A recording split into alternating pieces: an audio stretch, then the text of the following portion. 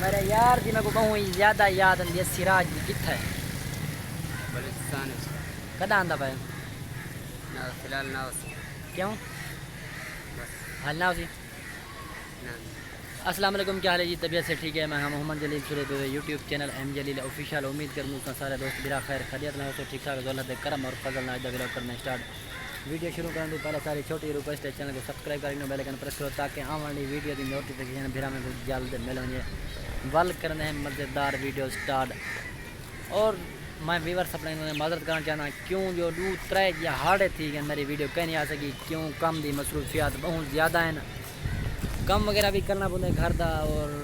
तो को पता है बारिशा वगैरह भी थी ना पाए अजा भी तो नज़र आते मैंने पानी है पाए पानी खड़े थे ही वजह से सही वीडियो नहीं से बना सकते पाए पेट्रोल पंप रश दे बहुत ही ज़्यादा रश है पेट्रोल पंप के उत्ते समय यानी केड़ी वजह से रश है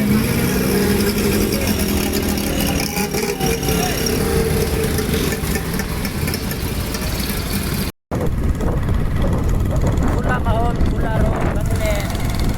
रोड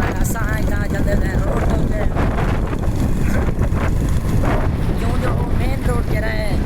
वो जाम खने की वजह से जाम पे थे यही वजह से जो असा चलते होते हैं अज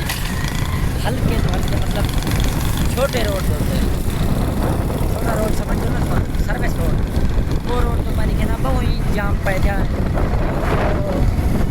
रश